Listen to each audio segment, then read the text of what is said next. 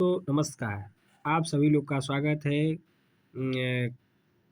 Crack e7 x YouTube channel पर।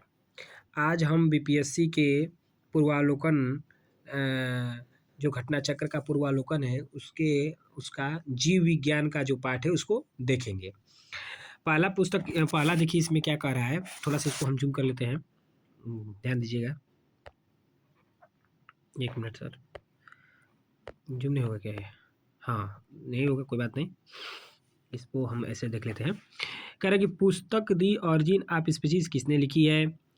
तो Darwin ने लिखी है। किसने लिखी है भाई? डार्विन ने। ध्यान दीजिएगा। मानव तंत्र में इंसुलिन किसका चयापचय नियंत्रित करता है? तो ये कार्बोहाइड्रेट की, इसको भी ध्यान दीजिएगा। चयापचय का मतलब जो मेटाबॉलिज्म होता है, मेटाबॉलिज्म, ध्यान दीजिएगा।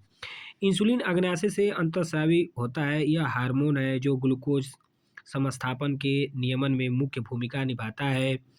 इंसुलिन लक्ष्य कोशिकाओं में ग्लूकोज से ग्लूकोजन बनाने की प्रक्रिया को भी प्रेरित करता है। ग्लूकोज कार्बोहाइड्रेट का एक रूप है, इसको ध्यान दीजिएगा।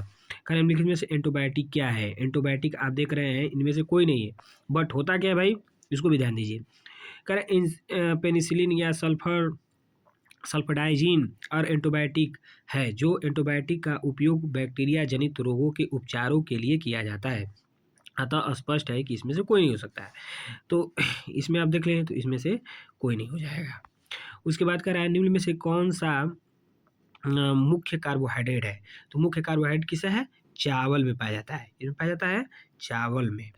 अब ऊपर ध्यान दीजिएगा, यहाँ से कह रहा है, यहाँ पे देखिए, कह रहा है उपयुक्त विकल्पों में चावल कार्बोहाइड्रेट का मुख्य स्रोत है, जिसमें 100 ग्राम पके हुए चावल में लगभग 25.5 ग्राम जो है कि कार्बोहाइड्रेट पाया जाता है। तो इसको आप नोट कर लीजिएगा कि ये वाला पार्ट आप नोट कर लीजिएगा कि 100 ग्राम पके हुए चावल में इतना पाया जाता है। वास्तव में चावल में 90% कैलोरी कार्बोहाइड्रेट से आती है। 90% कैलोरी किससे आती है? कार्बोहाइड्रेट से ही आती है। किससे आती है भाई? कार्बोहाइड्रेट से आती है। इसको भी ध्यान दीजिएगा। चावल साधारण खाद्य पदार्थों की तुलना में अधिक विटामिन, खनिज और फाइबर प्रदान करता है। कीट संवर्धन क्या है? कीट संवर्धन के बारे में ध्यान दीजिए। कीट संवर्धन कह रहा है कि कीटों की वृद्धि करने का विज्ञान है। कीट संवर्धन कीटों की वृद्धि करने का विज्ञान है। केचुआ कृषकों का मित्र है एवं भूमि की आंत कहा जाता है। केचुआ आदि का वर्मी कंपोस्ट पोषक पदार्थों से भरपूर हो या उत्तम जैव उर्वरक है। इसको भी ध्यान दीजिएगा। कह रहा है कि जेनेटिक्स निम्न में से किसका अध्ययन है? तो जेनेटिक्स किसका अध्ययन है? अनुवांशिकता और विचरण का अध्ययन है। किसका है भाई? अनुवांशिकता और विचरण का। इसको ध्यान दीजिएगा। जेनेटिक्स जीव विज्ञान की वह शाखा है जिसके अंतर्गत जीवधारियों में जीनों, अनुवांशिकता और विचरण का अध्ययन किया जाता है। गर्भ में भ्रूण के विकास को जानने के लिए निम्नलिखित में से किरणों तरंगों में से किसका उपयोग किया जाता है? तो इसमें देखेंगे तो ये होगा आपका पराध्वनि। पराध्वनि का प्रयोग किया जाता है, पराध्वनि तरंगे का प्रयोग किया जाता है।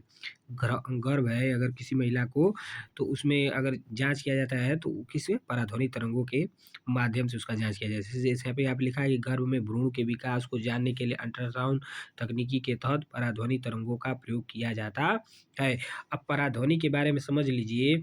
जो पराध्वनि होता है वो अल्ट्रासाउंड, वो 20,000 हर्ट्ज से क्या होता है, ये आपका जो है कि ऊपर होता है। क्या होता है? 20,000 हर्ट्ज से ऊपर होता है, तभी वो अल्ट्रासाउंड ऊपर की जांच के हमको पता चल पाता है। धन्यवाद दोस्तों। इस 5 मिनट के शो में आपको ये सेशन कैसा लगा? आशा करता हूँ कि ये सेशन आपको अच्छा लगा होगा, और हमारे सेशन से जुड़ने के लिए हमारे चैनल को सब्सक्राइब कर लें और इस सेशन को लाइक भी कर लें। धन्यवाद। Thank you.